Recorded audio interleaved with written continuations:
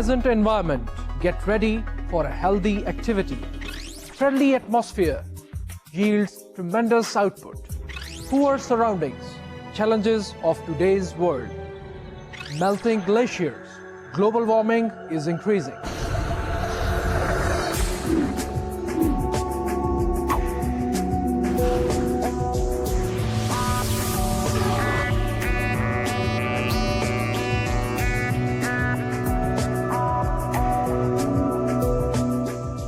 बिस्मिल्लाहिर्रहमानिर्रहीम। स्टूडेंट्स, कैसे हैं आप? उम्मीद करता हूं कि आप सब लोग खुश होंगे और खुशगवार ज़िंदगी गुजार रहे होंगे। आज मैं आपको एनवायरमेंटल साइकोलॉजी के 31वें लेक्चर में खुशामदीद कहता हूं। And as usual, let me give you a brief review of what we discussed in our last lecture.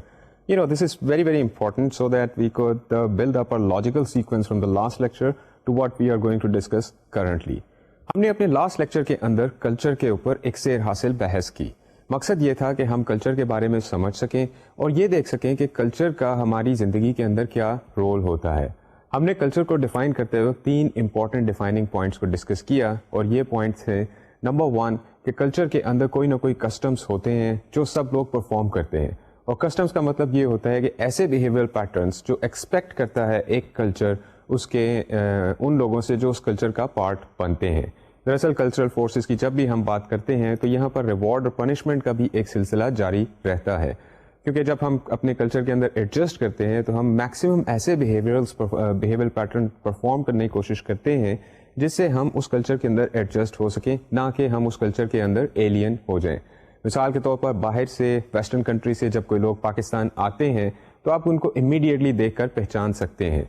गो कि वो हमारे कल्चर का पार्ट नहीं है, लेकिन हम उनके साथ एडजस्ट करने की कोशिश करते हैं because those people are strangers to our own culture. However, if the local people start behaving like the people who have come from abroad, then our cultural forces, the cultural milieu would definitely feel antagonist towards such people. Culture की जब हम बात करते हैं तो दूसरा important aspect है value system और तीसरा इंपॉर्टेंट पार्ट है लोगों का बिलीफ पैटर्न।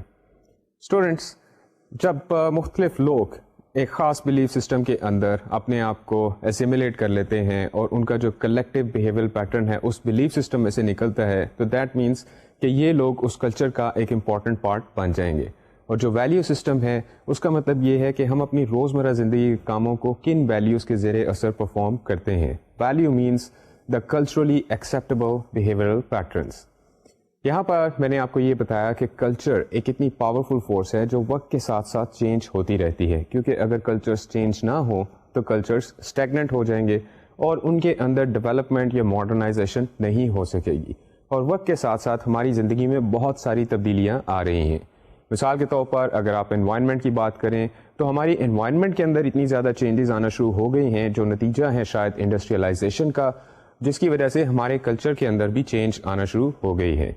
इंफॉर्मेशन एक्सप्लोजन की एज में से हम लोग गुजर रहे हैं, जिसका मतलब है कि हम इंटरनेट के ज़रिए और दूसरे कम्युनिकेशन के ज़राए के थ्रू आपस में एक दूसरे के साथ इतने ज़्यादा कनेक्टेड हैं कि अब हम पाकिस्तान में वही इंफॉर्मेशन हासिल कर सकते हैं जो किसी एक वेस्टर्न कंट्री के अंदर लोगों के पास है।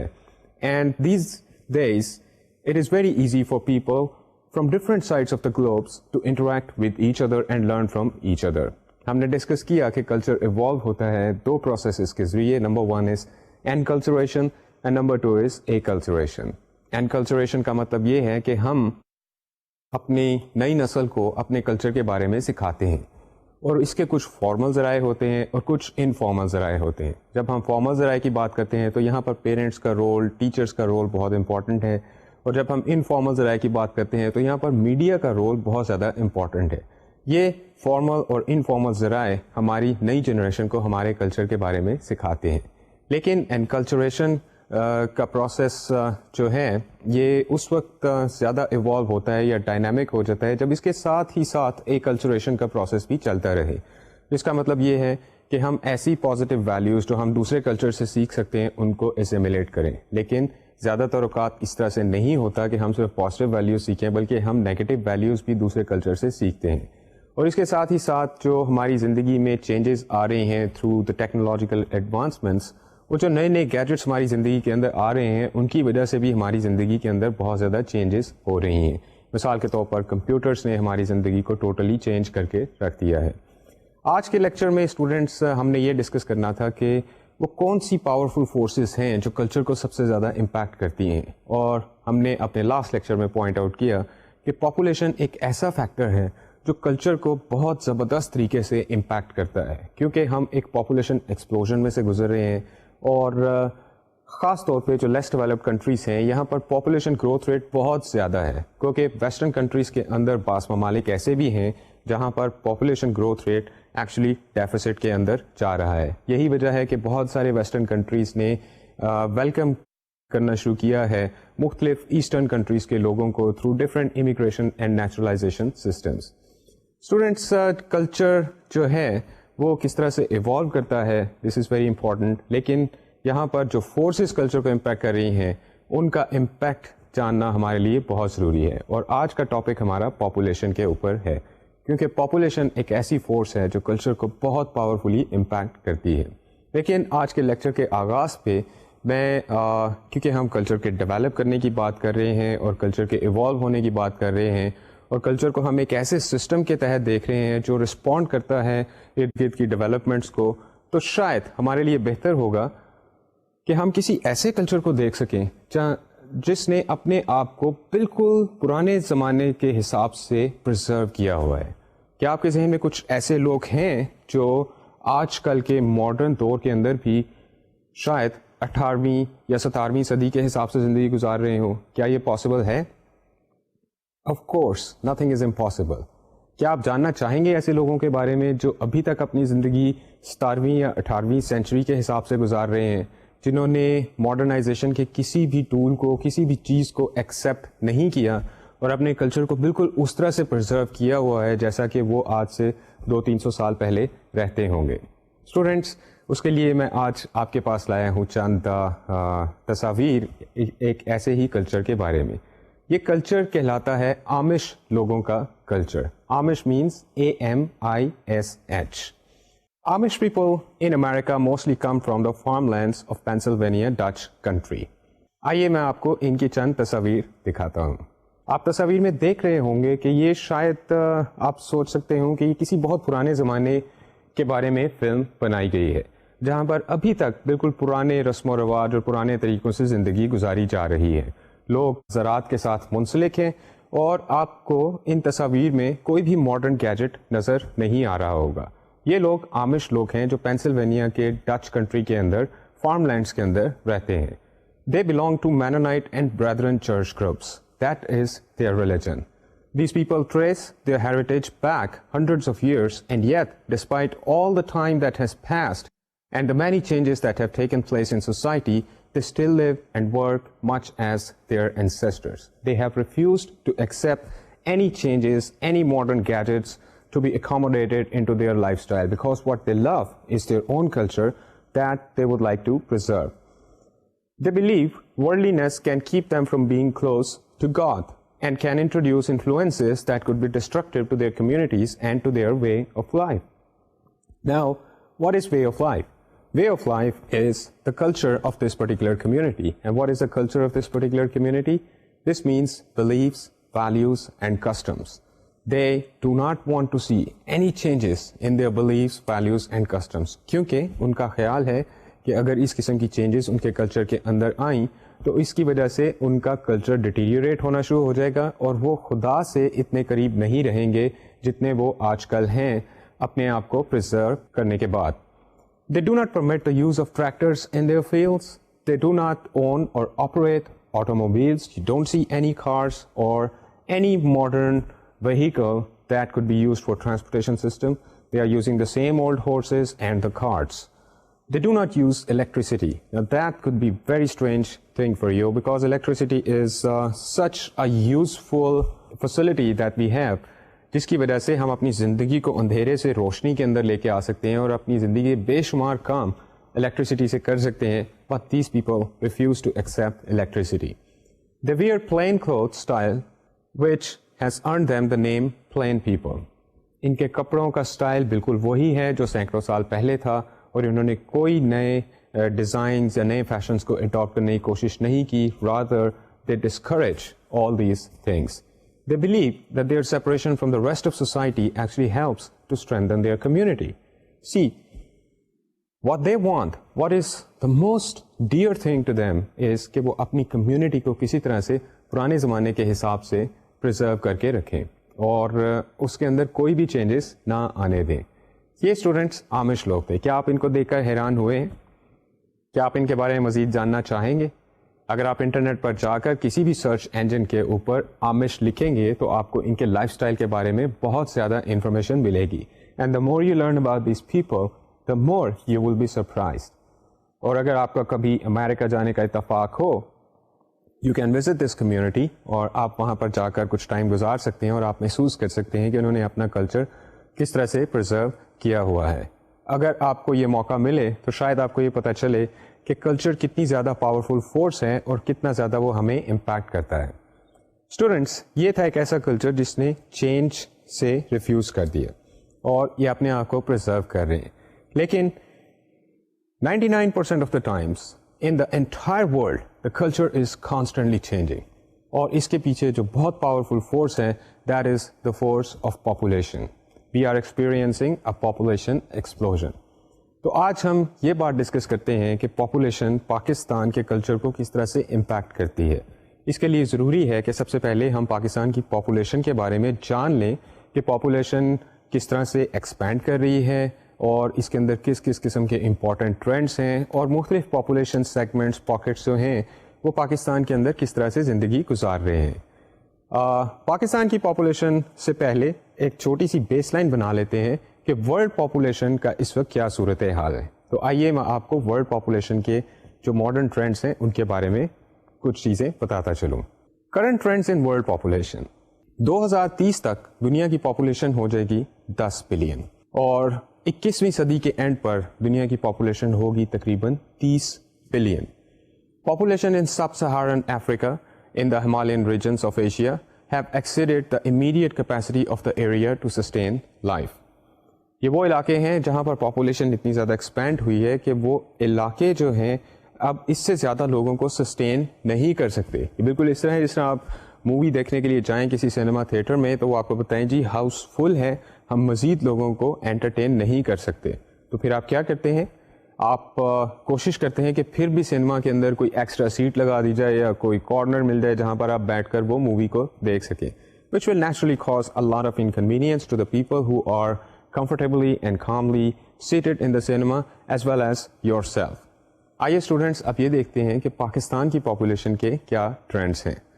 پاکستان کی پاپولیشن مڈ 2007 کے اندر تھی 16 کروڑ 93 لاکھ اور اگر پاپولیشن اسی ریٹ کے ساتھ ایکسپینڈ کرتی گئی بڑھتی گئی تو ہمارا خیال ہے کہ 2025 کے اندر ہماری پاپولیشن ہو جائے گی تقریباً 22 کروڑ 80 لاکھ اور 2050 کے اندر یہ پاپولیشن پہنچ جائے گی تقریباً 29 کروڑ 50 لاکھ تک. اس کا مطلب یہ ہے کہ 2050 تک چانسز ہیں کہ ہماری پاپولیشن ڈبل ہو جائے گی. کیا آپ کو کبھی احساس ہوا ہے کہ پاکستان کی پاپولیشن بہت زیادہ بڑھ گئی ہے؟ اگر جب آپ سڑکوں پر نکلتے ہیں یا گھر سے باہر نکلتے ہیں تو شاید آپ کو پاکستان کے شہری علاقوں میں یہ احساس ہو کہ پاپولیشن بہت تیزی سے بڑھ رہی ہے اور ہمارے پاس ریسورسز جو ہیں اس پاپولیشن کو کیٹر کرنے کے لیے, ان کی ضروریات کو پورا کرنے کے لیے وہ بہت کم ہے. عموماً اکثر جگہوں پر آپ کو گاڑی کو پارک کرنے کی جگہ نہیں ملے گی اور اکثر جب آپ اسکولز, یونیورسٹیز اور ہاسپٹلس میں جائیں گے تو آپ کو تقریباً اسی سچویشن کا سامنا ہوگا جو بالکل ایک سنیما ہال کے اندر ہے جو ہاؤس فل ہے لیکن آپ پھر بھی ٹکٹ لے کر وہاں پر بیٹھنا چاہتے ہیں اور آپ اپنے کمفرٹ کو بھی خراب کر رہے ہیں اور دوسروں کے کمفرٹ کو بھی خراب کر رہے ہیں. امیجن کریں اس وقت پاکستان کی پاپولیشن اگر 17 کروڑ کے قریب ہے اور 2050 میں جب یہ پاپولیشن بالکل ڈبل ہو جائے گی تو پھر اس وقت ہمارے ملک کے کیا حالات ہوں گے. نیچرلی پاپولیشن کا یہ بڑھتا ہوا سیلاب ہمارے کلچر کے اوپر کچھ نہ کچھ چینجز, کچھ نہ کچھ امپیکٹ ضرور پیدا کرے گا. پاپولیشن کیوں بڑھتی ہے اور اتنی زیادہ تیزی سے کیوں بڑھ رہی ہے اس کی بے شمار وجوہات ہو سکتی ہیں, لیکن اگر آپ ایک اسٹیٹسٹیشین کی نظر سے دیکھیں تو وہ آپ کو یہ بتائے گا کہ پاپولیشن بڑھنے میں صرف 2 اسٹیٹسٹکس بہت امپورٹنٹ ہیں کہ ایک سرٹن سیکشن آف پاپولیشن میں کتنے لوگ کتنے عرصے کے بعد وفات پا جاتے ہیں اور کتنے نئے بچے پیدا ہوتے ہیں. کیا آپ اس قسم کے ٹرینڈس کے بارے میں جاننا چاہیں گے؟ آئیے میں آپ کو بتاتا ہوں کہ پاکستان کے اندر برتھس پر 1000 پاپولیشن ہے 31 اور ڈیتھس پر 1000 پاپولیشن ہے اونلی 8. جس کا مطلب یہ ہے کہ ہماری پاپولیشن بہت تیزی سے انکریز کرتی جا رہی ہے, اور کیونکہ ڈیتھ ریٹ جو ہے وہ کم ہے اور برتھ ریٹ زیادہ ہے. جو ٹیکنالوجی ایڈوانس کرتی چلی جاتی ہے, میڈیکل سائنس بھی ترقی کرتی چلی جاتی ہے اور حالات بہتر ہوتے ہیں, تو ڈیتھ ریٹ آہستہ آہستہ ڈکریز ہونا شروع ہو جاتا ہے اور برتھ ریٹ آہستہ آہستہ انکریز ہونا شروع ہو جاتا ہے. یہ امبیلنس جو ہے اس کی وجہ سے پاپولیشن کا جو گروتھ کا ٹرینڈ ہے وہ اپورڈ ہو جاتا ہے, نہ کہ وہ سسٹین کرے ایک سرٹن لیول پر. پاکستان کے اندر rate of natural increase of population is about 2.3%, اور projected population change between the years 2007 and 2050 is about 74%. In this time period, our population would have increased almost up to double. Infant deaths per 1,000 live births is 78, and lifetime births per woman are 4.1. Every woman during her lifetime would at least give birth to 4.1 kids. Population age greater than 15 is 40%, and population age at the age of 65 is about 4%. Life expectancy at birth total is 62. Life expectancy at birth male is 61. Life expectancy at birth female is 63. Urban population percentage is about 34. Underweight children aged less than 5 is about 31%. Density population per square kilometer is about 213 people per square kilometer. اور اگر آپ edges کے بارے میں جاننا چاہتے ہیں, I have yet some more interesting statistics available for you. This is youth ages 10 to 24. 2004 میں یہ تھے 5.42 کروڑ, اور youth ages between 10 to 24 2025 کے اندر یہ ہو جائیں گے 6.48 crore. Students, this is some very interesting information about the Pakistani population. Population کی وجہ سے جو ہمارے انوائرمنٹ کے اندر چینجز پیدا ہو رہی ہیں وہ کچھ اس طرح سے ہیں, کیونکہ جب زیادہ لوگ ہوں گے وہ زیادہ ریسورسز کو یوز کریں گے, زیادہ نئے گیجٹس استعمال کریں گے, ان کو اپنی فوڈ پکانے کے لیے زیادہ فیول چاہیے, جس کا مطلب یہ ہے کہ ہماری کاربن ڈائی آکسائڈ کی ایمیشن آہستہ آہستہ انکریز ہوتی چلی جائے گی. So some more interesting statistics is like this. Carbon dioxide emission per capita in 2002 was 0.7 metric tons. Natural habitat remaining is only 63%. The rest of it has been consumed by the increasing population. Number of vehicles per 1,000 people is about 2,000. We are almost using double amount of vehicles than the people required. So, what can we do about it? جب ہم گاڑیوں کی بات کرتے ہیں تو میں آپ کو یہاں پر یہ بتاتا چلوں کہ اگر ہم نے اپنے شہروں کو اور اپنی اس نیچرل ہیبیٹاٹ کو پرزرو کرنا ہے تو اس میں سب سے بڑا ہمارا دشمن ہے گاڑیاں, کیونکہ گاڑیوں کی وجہ سے ہمارے پاس یہ ایبلٹی آتی ہے کہ ہم ایک جگہ سے دوسری جگہ بہت تیزی سے موو کر سکتے ہیں. شہروں کی پاپولیشن کے اوپر اس کا امپیکٹ کچھ اس طرح سے ہوتا ہے. جو لوگ شہر کے اندر رہتے ہیں, جب شہر اوور کراؤڈڈ ہوتا ہے تو وہ کوشش کرتے ہیں کہ وہ اس شہر سے نکل جائیں اور شہر کی پیریفریز کے اندر جا کر رہنا شروع کر دیں. یہ پاسبل نہ ہوتا اگر ان کے پاس گاڑیاں نہ ہوتی, کیونکہ ان کے پاس گاڑیاں ہیں تو وہ دور شہر سے باہر روز جا سکتے ہیں اور آ سکتے ہیں, اور جس کی وجہ سے مزید گاڑیاں خریدنے کی ضرورت پڑتی ہے. And the more cars we use there will be more carbon dioxide emission. Now let us see what can happen. More population means overgrazing, more fuel wood gathering and destructive cropping practices. اس کے کیا results ہو سکتے ہیں؟ Ecological transitions leading from open woodlands to scrub to fragile semi-arid land to worthless weeds and finally to bare earth. How many times have you seen that you move out of the city اور اگر آپ کو آج سے 10 سال پہلے وہاں پر سبزہ دکھائی دے رہا ہوگا تو آج کل وہاں پر آپ کو بیرن لینڈ نظر آ سکتی ہے. پھر انڈسٹریلائزیشن جس طرح سے it's expanding like madness, and I would use the word madness because this is totally unplanned, جس کی وجہ سے ہمارے ایگریکلچرل لینڈ جو ہیں وہ ٹوٹلی تباہ ہو رہے ہیں اور ہمارا جو گرینری کا ایریا ہے وہ آہستہ آہستہ ڈیٹیریوریٹ ہوتا جا رہا ہے. Crop lands deprived of organic materials, loss of Earth's ability to hold water, decreased Earth fertility. India, Pakistan and Bangladesh are suffering intense damage of the same sort. جس کا سیدھی اور صاف زبان میں یہ مطلب ہے کہ ہماری ارتھ کا کراپس کو ریز اپ کرنے کا جو لیول ہے وہ آہستہ آہستہ بہت ڈکریز ہوتا جا رہا ہے. دوسرا امپورٹنٹ فیکٹر یہاں پر یہ ہو سکتا ہے resource depletion and environmental deterioration. ہمارے جو نیچرل ریسورسز ہیں وہ آہستہ آہستہ ڈپلیٹ ہو رہے ہیں, ڈیٹیریوریٹ ہو رہے ہیں, because population is expanding very, very fast. And more technological advancements are giving us gadgets that we use and we emit unnaturally high quantities of very dangerous gases into this planet Earth. Resource depletion means erosion of agricultural soil, salinization of highly productive irrigated farmland, deforestation, lake acidification, extensive loss of tropical forests, permanent soil degradation. یہ وہ چند factors ہیں جو ہماری زمین کو آہستہ آہستہ تباہ کر رہے ہیں. کیا اس کے بارے میں ہمارے پاس کوئی پبلک پالیسی ہے؟ اور اگر پبلک پالیسی ہے تو وہ کن چیزوں کو ایڈریس کر سکتی ہے؟ اسٹوڈینٹس, پبلک پالیسی کو ایڈریس کرنا پڑے گا preserving the carrying capacity of earth, اور اس کی ڈائریکشن کچھ اس طرح سے ہوگی: mandating reforestation after cutting, detoxification of chemical by products before disposal, judicious soil management, energy and material conservation, industrial and household recycling, introduction of high-yield hybrids, methods of farming the seas. You see, the world is facing a great challenge, and Pakistan is facing this challenge more enormously than probably any other country. And this challenge requires us to change. And if we have to change, then how would that process of change start? We naturally have to change our culture, because the way we use our land, the way we use our cars, our gadgets, the way we have different types of ideas about our life on this planet Earth, and in a small corner called Pakistan of this planet Earth, we will have to change our norms, values and beliefs and make them more adjustable so that our communities could be more sustainable. That means population is changing the entire face of the country, and if we have to deal with this, then we are definitely requiring some huge cultural changes in our behavioral patterns.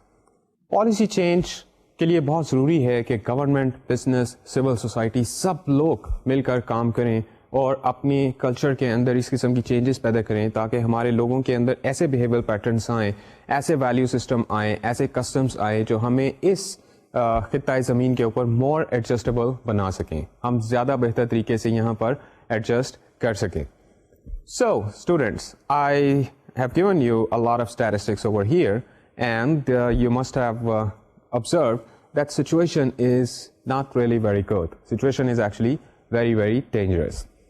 یہاں پر میں آپ کو تھوڑا سا population کی statistics کے بارے میں ذرا زیادہ ڈیپ لے کے جانا چاہوں گا, اور میں ریفرنس دوں گا یونائٹڈ نیشنز کی ایک رپورٹ کا. یو این ایف پی اے نے 2007 میں پاکستان کی پاپولیشن کے ٹرینڈز کے بارے میں ایک رپورٹ پبلش کی, جس میں ہمیں پاکستان کی پاپولیشن کے ٹرینڈز کے بارے میں کافی انفارمیشن ملتی ہے. According to this report, Pakistan's urban population is likely to equal its rural population by the year 2030. 2030 میں ہماری اربن پاپولیشن اور رورل پاپولیشن برابر ہو جائے گی. اس کا مطلب یہ ہے کہ ہماری رورل پاپولیشن جو ہے وہ کانسٹنٹلی موو کر رہی ہے ٹورڈز اربن ایریاز. اور کیا اربن ایریاز اتنی پاپولیشن کو سسٹین کر سکیں گے؟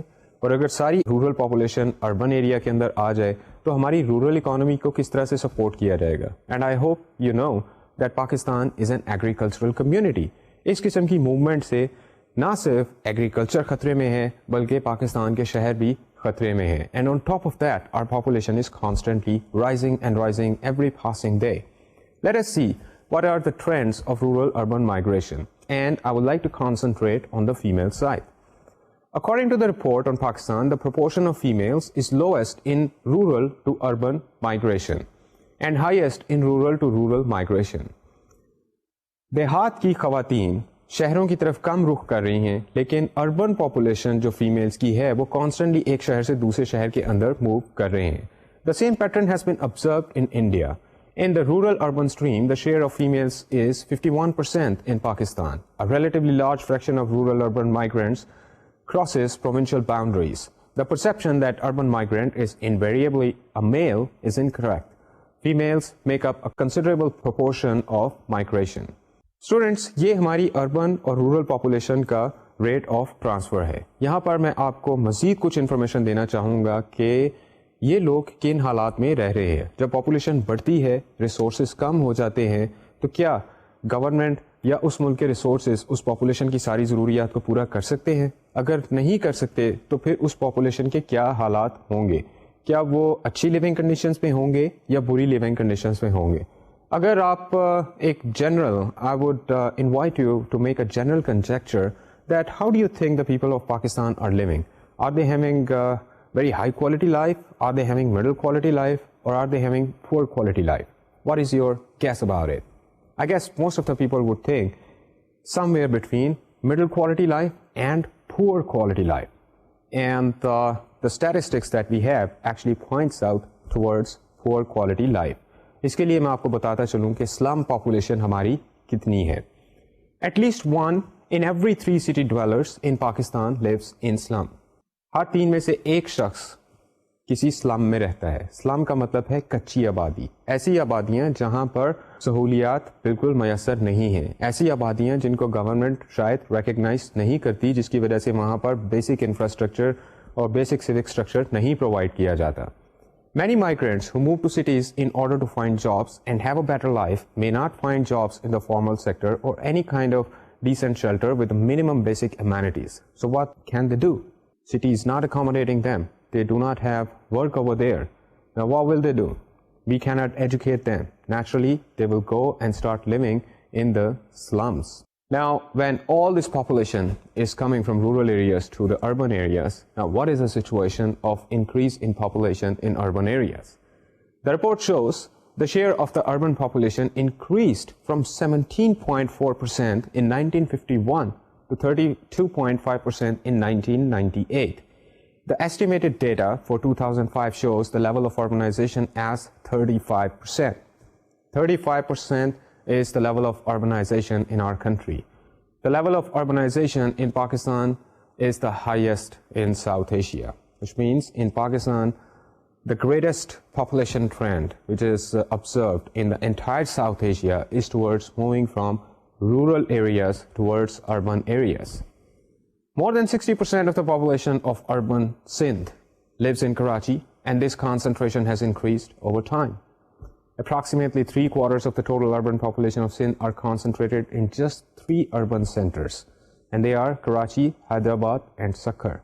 ہماری جو شہری پاپولیشن ہے سندھ کے علاقے میں وہ صرف ان 3 ایریاز کے اندر رہتی ہے. Now, if you can imagine that transfer rate of 37%, you can well imagine how much load can these 3 cities take.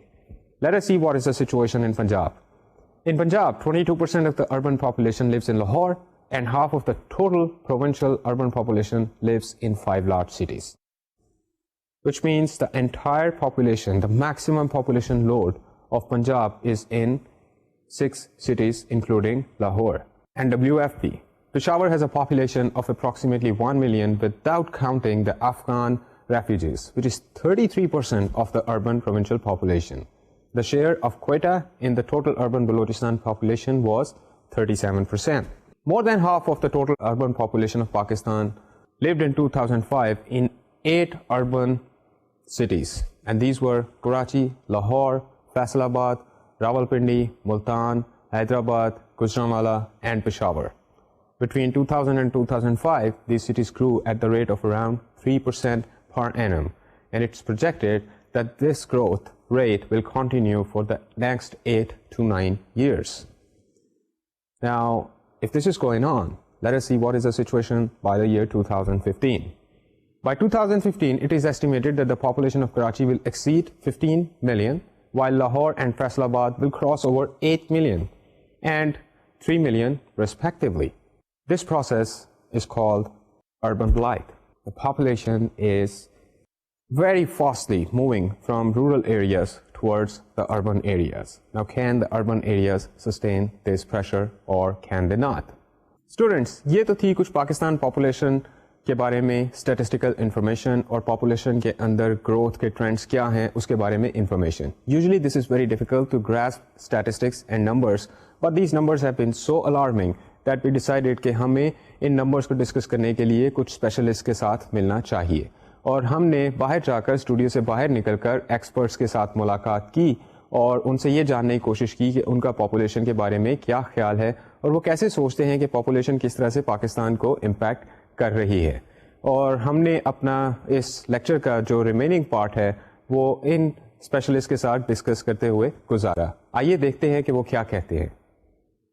Students, class room کے انوائرمنٹ میں ہم پاپولیشن کے اوپر کافی ساری بات چیت کرتے رہے ہیں. پاکستان میں کیونکہ پاپولیشن کا ایک بہت بڑا ایشو ہے تو ہم یہ نیچرلی ڈسکس کرنا چاہتے ہیں کچھ اسپیشلسٹ کو بلا کر کہ ہمیں یہ پتہ چلے کہ پاکستان میں گراؤنڈ ریالٹیز کیا ہیں، پاپولیشن کے اوپر ہم کس طرح سے سوچ رہے ہیں. اس لیے آج کیونکہ موسم بھی بہت اچھا ہے اور ہم نے سوچا کہ آپ کو کلاس روم سے یا اسٹوڈیو کے انوائرمنٹ سے تھوڑا باہر نکالا جائے اور مختلف اسپیشلسٹ سے پاکستان کی گراؤنڈ ریالٹیز کے بارے میں ڈسکس کیا جائے. ہمارے ساتھ آج یہاں موجود ہیں حسن وڑائچ صاحب. ان کا تعلق پاپولیشن ویلفیئر ڈپارٹمنٹ کے ساتھ ہے. گورنمنٹ پاپولیشن کو کس طرح سے دیکھتی ہے اس کے بارے میں حسن صاحب ہمیں ویلیویبل انفارمیشن پرووائڈ کر سکتے ہیں. اس کے ساتھ ہی ساتھ ہمارے ساتھ آج یہاں پر موجود ہیں مس عطیہ حنیف. عطیہ حنیف پچھلے کافی سالوں سے نان گورنمنٹ آرگنائزیشنز کے ساتھ کام کر رہی ہیں اور ان کا اسپیشلائزڈ ایریا ہے کمیونٹی موبلائزیشن اور سوشل موبلائزیشن. ان کے ساتھ موجود ہیں ڈاکٹر عامر محمود جو ایک میڈیکل ڈاکٹر ہیں اور پاکستان میڈیکل ایسوسی ایشن کے ساتھ وابستہ ہیں. حسن صاحب، گورنمنٹ کے لیول پہ ہم پاپولیشن کے ایشو کو کس طرح سے دیکھتے ہیں؟ اس میں کیا پازیٹیو چیزیں ہو سکتی ہیں اگر کچھ ہیں، اور اس کے کیا نیگیٹو چیزیں ہو سکتی ہیں، اور گورنمنٹ لیول پہ آپ کیا انیشیٹوز لے رہے ہیں اور ان میں آپ کو کس قسم کی دشواریوں کا سامنا ہے؟ بسم اللہ الرحمن الرحیم. ماشاءاللہ پاکستان کی آبادی 17 کروڑ تک پہنچ چکی ہے، 17 کروڑ 20 لاکھ کے قریب. یہ ریسنٹ 2008 کا جو سروے انٹرنیشنل لیول پہ یونائٹڈ نیشن UNFPA کے تعاون سے اس کے مطابق، اس کا مطلب ہے ہم دن دگنی اور رات چگنی ترقی کر رہے ہیں اس میں. بالکل ماشاءاللہ سے، کیونکہ ہیومن جو ریسورسز ہیں وہ سب سے بڑی پوٹینشیل کی بات ہوتی ہے کسی ملک کی آبادی زیادہ ہونا.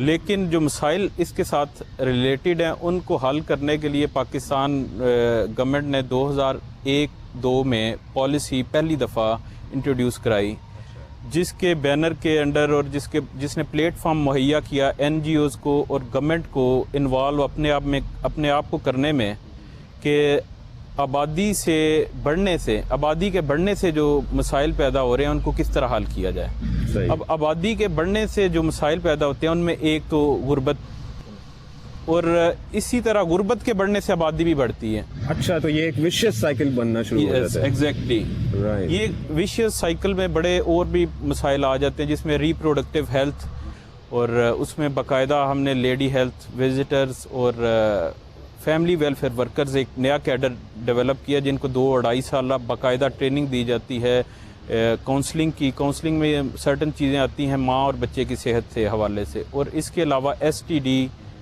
HIV ایڈز اور یہ جو بیماریاں تولیدی صحت سے ریلیٹڈ ہیں ان کی گائیڈ لائن دی جاتی ہے کہ آپ کس طرح بچ سکتے ہیں. گورنمنٹ کے ساتھ نان گورنمنٹ آرگنائزیشنز بھی کوئی آپ کا ساتھ دے رہی ہیں؟ بالکل، گورنمنٹ نے پالیسی دے کے نان گورنمنٹل آرگنائزیشنز کو ایک پلیٹ فارم مہیا کیا ہے کہ آپ لیگل لیمٹس میں رہتے ہوئے گورنمنٹ کے اداروں کے ساتھ کام کریں، کیونکہ پاپولیشن پاکستان کی 17 کروڑ تک گورنمنٹ کا انفراسٹرکچر پہنچانا تقریباً ناممکن ہے. اس لیے گورنمنٹ نے نان گورنمنٹل یعنی پرائیویٹ آرگنائزیشنز کو بھی اس بینر کے نیچے لا کے انہیں ٹریننگ میں ہیلپ کر رہے ہیں، انہیں فنڈنگ میں ہیلپ کر رہے ہیں اور انٹرنیشنل ڈونر سے فنڈنگ لے کے دے رہے ہیں تاکہ آپ فار فلنگ ایریاز میں جائیں، مارکیٹنگ کریں، جس میں مطلب ہے کہ ہم سب لوگ مل کے اکٹھے کام کر رہے ہیں تو سکسیس ریٹ اس کی وجہ سے بڑھنے کے چانسز ہیں. یہ ایشو ایسا ہے کہ اس کو گورنمنٹ کا کوئی ایک ادارہ حل نہیں کر سکتا، خاص طور پہ پاپولیشن سے ریلیٹڈ جو ایشوز پیدا ہوئے ہیں. لیکن گورنمنٹ اسے بڑے پازیٹیولی لے رہی ہے اور وہ پاپولیشن جتنی ہماری ہے اس کو ایک گفٹ سمجھ رہی ہے نیچر کی طرف سے. اس کا مطلب ہے کہ گورنمنٹ اور نان گورنمنٹ آرگنائزیشن مل کے کام کر رہی ہیں، اور ساتھ اگر ہم میڈیا کو بھی لے لیں تو یہ پوری ایک سول سوسائٹی کی موومنٹ کے طور پر ہم سمجھ سکتے ہیں. کیونکہ آج ہمارے ساتھ موجود ہیں مس عطیہ حنیف جن کا تعلق ایک نان گورنمنٹ ادارے کے ساتھ ہے اور یہ NGOs کے ساتھ کافی عرصے سے وابستہ ہیں. ان سے پوچھتے ہیں کہ نان گورنمنٹ آرگنائزیشنس کے لیول کے اوپر جو کام ہو رہے ہیں, جو انیشیٹوز لے رہے ہیں, ان میں کیا ایشوز ہیں, وہ کس حد تک کامیاب ہیں, اور گورنمنٹ کے ساتھ آپ کی ہارمونی کیسی چل رہی ہے؟ تھینک یو ویری مچ ولی صاحب. اصل میں آپ جو بات کر رہے تھے اور حسن جو بات کر رہے ہیں کہ نیٹ ورکنگ کی اس وقت بہت ضرورت ہے. گورنمنٹ سیکٹر اور سول سوسائٹی کے تمام ادارے مل کے اگر ہم اس پرابلم کو لیں گے جو کہ بڑھتی ہوئی آبادی کا مسئلہ ہے, تو پھر ہم اس پہ کچھ کنٹرول پا سکیں گے. اس وقت اویئرنیس کی بہت ضرورت ہے کیونکہ ہم ہر طرح سے ریسورسز کو پول میں لا چکے ہیں. آپ کو پتہ ہے پاکستان جب بنا تھا تو ہمارے پاس اس قدر ریسورسز نہیں تھی جتنی ہم آبادی لے کر آئے تھے, بلکہ ریسورسز ہمارے ساتھ نہیں تھے. الحمدللہ ہم صرف خود ہی ایز اے ریسورس بن کر خود سے ہم نے ریسورسز جنریٹ کیے ہیں اور اپنے مسائل حل کرنے کی کوشش کی. ہماری پلاننگ کا میرا خیال ہے ایلیمنٹ کچھ ویک ہے, جس میں ہمیں اب سول سوسائٹی کے تمام اداروں کو موبلائز کر کے اپنے ساتھ شامل کرنے کی ضرورت ہے, جیسے ہیلتھ, پاپولیشن, ایجوکیشن اور اسی طرح انوائرمنٹ کے ایشوز کو اگر اکٹھے لے کر ایک ہم اپنا مسئلہ سمجھ کر چلیں گے تو آبادی پہ ہم کوئی کنٹرول کر سکیں گے. آپ کی بات سے مجھے یاد آ رہا ہے کہ ایک یونائٹڈ نیشنز کا پروگرام تھا ملینیم ڈیولپمنٹ گولز کے نام سے, اس کے بارے میں آپ کچھ بتا سکیں گی اور ہمارا کیا رول ہے اس میں؟ جی ایکچولی 1994 میں کائرو کے اندر ایک کانفرنس ہوئی تھی جس میں UN نے ایک ڈکلیریشن سائن کیا تھا, جس کے اندر 189 کنٹریز تھے جنہوں نے دنیا کے جتنے بھی ڈیولپنگ کنٹریز تھے انہوں نے اس کو سائن کیا کہ ہم ایک 8 گول اپنے سیٹ کر لیتے ہیں کہ بائی 2015 اور 20 اینڈ دین 2050 تک آلموسٹ ہم وہ ٹارگیٹ کو اچیو کریں, جس میں ایک ایسٹیمیٹڈ پاپولیشن کا ہے پاکستان کی کہ وہ ڈبل ہو جائے گی. اس لیے ہم نے پاکستانیوں نے بھی اس کو سائن کیا, لیکن ابھی تک کچھ حد تک کہہ سکتے ہیں ایجوکیشن کے حوالے سے کچھ اچیومنٹ ہمیں نظر آ رہی ہے, جیسے یوتھ کے لیے اسکول کا انیشیٹو آپ کو پتہ ہے کہ وہ ایک اچھی انٹروینشن ہے. پاپولیشن کو کس طرح سے چینلائز کیا جائے اس انرجی کو, تو ایجوکیشن کے ساتھ اس کا ایک لنک بنتا ہے. ان کو میئر کرنے کے لیے, جس کے لیے ابھی بہت ضرورت ہے کہ ہم یوتھ کو موبلائز کر کے ان کو پریشر گروپ مانیٹرنگ کے لیے ہم پریشرائز کریں. اچھا, مجھے یوتھ کی بات سے میرے ذہن میں آیا کہ پاکستان ان چند ممالک میں ہے جن میں یوتھ کی پاپولیشن سب سے زیادہ ہے, تو کیا آپ ہمیں بتائیں گی کہ یہ ہمارے لیے ایک ایڈوانٹیج ہے یا یہ ڈس ایڈوانٹیج ہے, اس کے کیا میرٹس اور ڈی میرٹس ہو سکتے ہیں؟ اگر تو آپ دیہاتی کمیونٹی میں جائیں تو بڑھتی ہوئی آبادی میں وہ جو فیملی سائز کا بڑھنا اور بچوں کا بڑھنا ایک بہت قوت سمجھا جاتا ہے, طاقت کے طور پہ لیا جاتا ہے کہ بریڈ ارنر زیادہ ہو جائے گی.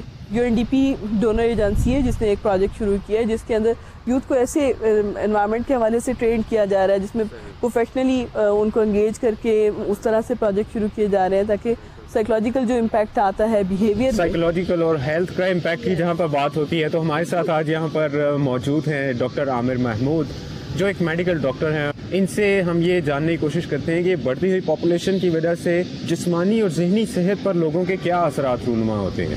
Thank you very much really for inviting me in this program. صحت کے حوالے سے اگر ہم دیکھیں تو بڑھتی ہوئی پابندی جو پاپولیشن ہے اس کے اثرات کو 2 طرح سے دیکھا جا سکتا ہے. ایک کو ہم کوانٹیٹیو کہیں گے, دوسرے کو کوالٹیٹیو کہیں گے. کوانٹیٹیولی اگر ہم دیکھیں تو اس وقت 170 ملین کی جو ہماری آبادی ہے اس کے لیے پاکستان میں جو رجسٹرڈ ڈاکٹرز کی تعداد ہے وہ 1,30,000 ہے, which is hardly 0.75% of the total population. اور ایک ڈاکٹر آفیشلی جتنے پیشنٹس دیکھتا ہے ان کی تعداد ہے 1876. تو اب آپ خود دیکھیں کہ اس میں جو ایک ڈاکٹر جو ایک فزیکلی جتنے پیشنٹس کو ایگزامن کر سکتا ہے تو 1800 کی جو پاپولیشن ہے وہ اس کے کیپیسٹی سے بہت زیادہ ہے. آئیڈیلی اس کو 200 سے 300 کے درمیان ہونا چاہیے, جو کہ ایک اچھی کوالٹی سروس جو ایک طبی سہولیات دی جا سکتی ہیں ایک ڈاکٹر دے سکتا ہے وہ اس کے اراؤنڈ ہونی چاہیے. جس حساب سے ہماری پاپولیشن گرو کر رہی ہے اور جتنی کم تعداد میں ڈاکٹرز پروڈیوس ہو رہے ہیں ہمارے ملک میں, اس کو دیکھتے ہوئے میں یہ فورسی کرتا ہوں کہ اگر ہم نے کوئی ہنگامی بنیادوں پر ڈاکٹرز کی تعداد کو نہ بڑھایا اور پاپولیشن کے جو شرح نمود ہے اس کو ہم نے کم نہ کیا تو یہ پاپولیشن پر ڈاکٹر جو پیشنٹس کی تعداد ہے یہ بہت زیادہ ایکسیڈ ہو جائے گی. ظاہر ہے کیونکہ پاپولیشن بڑھ رہی ہے اور جیسے کہ مس عطیہ نے بتایا کہ یہ ایک وشیس سرکل ہے, وشیس سائیکل ہے, کیونکہ پاپولیشن بڑھے گی تو اس سے بیماریاں بھی بڑھتی ہیں اور آپ بتا رہے ہیں کہ اس کے لیے ہمیں زیادہ سے زیادہ ڈاکٹرز کی بھی ضرورت ہے. تو ڈاکٹر صاحب کچھ بیماریوں کے اوپر آپ تھوڑا سا ہمارا فوکس دیں گے کہ کس قسم کی بیماریاں جو ہیں یہ پاپولیشن بڑھنے سے زیادہ چانسز ہوتے ہیں؟ دیکھیں کچھ تو انفیکشس ڈیزیزز ہیں جو کہ جتنے زیادہ لوگ کلسٹر ہو کر قریب ایک دوسرے کے قریب رہیں گے تو اس میں بیماری پھیلنے کا اندیشہ ہے وہ زیادہ ہوگا. مثال کے طور پہ ہیپیٹس اے, ہیپیٹس بی, ہیپیٹس سی, HIV. اس کے علاوہ جو کھانے پینے کی چیزوں سے بیماریاں ہوتی ہیں, ٹائیفائڈ ہو گیا, ہیزا ہو گیا, اس طرح کی بیماریاں بہت زیادہ ہونے کی اندیشہ ہو جائے گا. دوسرا جو اس کا کوالٹیٹیو امپیکٹ ہے وہ آپ یہ دیکھیے کہ اس وقت آن این ایوریج اگر ایک ڈاکٹر پاکستان میں شام کو 5 گھنٹے کے لیے کلینک کے اوپر جاتا ہے تو جو ہم نے ریسنٹلی ایک سروے بھی کیا ہے اور اس میں جو ٹوٹل پیشنٹس وہ چیک کرتا ہے دیٹ از اوور 100.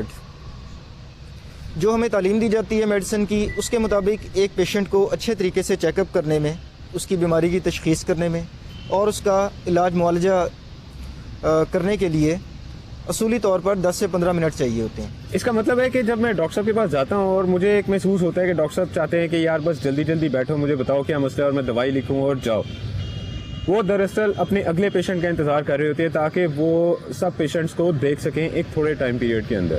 جی آپ کی بات بالکل ٹھیک ہے اور اس میں سارا جو قصور ہے وہ ڈاکٹر کو بھی نہیں ہم کہہ سکتے کیونکہ وہ بھی after all he is a human being. اس کے پاس وہ لمیٹڈ 4 سے 5 گھنٹے ہیں جس میں اس نے پیشنٹس دیکھنے ہیں اور اس کے کلینک میں اگر 100 پیشنٹس آ رہے ہیں تو اس نے سب کو دیکھنا ہے. He can not ignore a patient. اس وجہ سے اس کو اس تھوڑے سے منیمم ٹائم پیریڈ میں اس پیشنٹ کو دیکھنا ہوتا ہے جس کی وجہ سے کئی چیزیں اوور لک بھی ہو جاتی ہیں. جو آپ بات کر رہے ہیں کہ وہ پوری طرح سے توجہ نہیں دے پاتا, اس کی ایک بیسک ریزن یہی ہے کہ اس کے پاس پیشنٹ پول بہت زیادہ ہے جس کی وجہ سے وہ پوری طرح سے توجہ نہیں دے پاتا. پاپولیشن بڑھنے سے ایک تو ڈیزیز کا انسیڈنس زیادہ ہو رہا ہے, دوسرا میڈیکل کمیونٹی کے اوپر پیشنٹس کا برڈن زیادہ ہو رہا ہے, تیسرا یہ ہے کہ کوالٹی جو میڈیکل چیک اپ کی فیسلٹی ہے وہ کم ہوتی جا رہی ہے. اور اس کی میں آپ کو اگزامپل دینا چاہوں گا کہ اس کا جو ایک ڈائریکٹ اثر ہوتا ہے. پاکستان میں اس وقت جو ٹیکہ لگانے کی جو شرح ہے وہ ایک شخص 14 انجیکشنز سالانہ کنزیوم کرتا ہے پاکستان میں. ایکچولی یہ بھی میرا خیال ہے زیادہ تر انجیکشن کا جو فنومینا ہے وہ کویکس کے تھرو آگے اسپریڈ ہوا ہے جس کی وجہ سے لوگوں کے خیال میں اس سے زیادہ کیور ہوتا ہے اور بیماری ختم ہو جاتی ہے انجیکشن کے ذریعے. حالانکہ کمیونٹی میڈیسن میں اگر ڈاکٹرز کو پڑھایا جاتا ہے تو سب سے زیادہ یہی ہوتا ہے کہ آپ اورل پلز کے ساتھ انجیکشن کم سے کم لگائیں, کیونکہ سب سے زیادہ اس وقت ٹرانسمیشن آف ڈیزیز جو ہے وہ انجیکشن کے تھرو ہو رہا ہے. تو ڈاکٹر صاحب اس کے لیے کوئی میجرز لیے ہیں فور پروفٹ سیکٹر نے کہ کچھ اب انجیکشن تو لگ رہے ہیں, تو اس کا کیا علاج ہے؟ ڈاکٹرز کو بھی زیادہ اویئر کر رہے ہیں اس میں اور پیشنٹس کو بھی اویئر کر رہے ہیں کہ بہت زیادہ اگر ضرورت ہو, فار ایگزامپل پیشنٹ ہاسپٹل میں ایڈمٹ ہے, اس صورت میں انجیکشن کی ضرورت بنتی ہے. بہت شکریہ ڈاکٹر صاحب آپ کا. جی اسٹوڈنٹس, آج آپ نے ہمارے مہمانوں کے ساتھ ملاقات کی اور انہوں نے ہمیں بہت دلچسپ معلومات فراہم کی. آپ نے دیکھا ہوگا کہ پاپولیشن جو ہے ایک بہت سمپل ایشو نہیں ہے. ہمیں یہ پتہ چلا کہ پاپولیشن دراصل ایک وشیس سائیکل ہے. جب پاپولیشن بڑھتی ہے تو اس سے غربت اور افلاس میں اضافہ ہوتا ہے, بلکہ اس کے ساتھ ہی ساتھ بیماریوں کے اندر بھی اضافہ ہوتا ہے. آپ نے نوٹ کیا ہوگا کہ ہم گورنمنٹ لیول کے اوپر بھی اس کے اوپر انیشیٹوز لے رہے ہیں, نان گورنمنٹ آرگنائزیشنز بھی اس کے ساتھ ساتھ کام کر رہی ہیں, میڈیا بھی ساتھ ہے اور پرائیویٹ ادارے بھی اس کے اندر کام کر رہے ہیں. لیکن ہماری کوششیں اس وقت تک کامیاب نہیں ہوں گی جب تک ہم اکٹھے مل کر بیٹھ جائیں اور ایک آرگنائزڈ ایفرٹ کریں. اس سلسلے میں آپ نے یہ بھی نوٹ کیا ہوگا کہ ہم ملینیم ڈیولپمنٹ گولز کی طرف بڑھ رہے ہیں, لیکن یہ ایک بہت بڑا چیلنج ہے اور اس ملینیم ڈیولپمنٹ کو گولز کو اچیو کرنا ہمارے لیے بہت آسان نہیں ہوگا جب تک کہ ہم ایک کانسنٹریٹڈ, ڈیڈیکیٹڈ اور ویل کوآرڈینیٹڈ ایفرٹ نہ کریں. ہمارا وقت ختم ہوا چاہتا ہے. امید ہے آپ کو ہمارے مہمانوں کے ساتھ ملاقات دلچسپ لگی ہوگی. میں اپنے سب مہمانوں کا شکریہ ادا کرتا ہوں. ہمیں اجازت دیجیے. اللہ حافظ.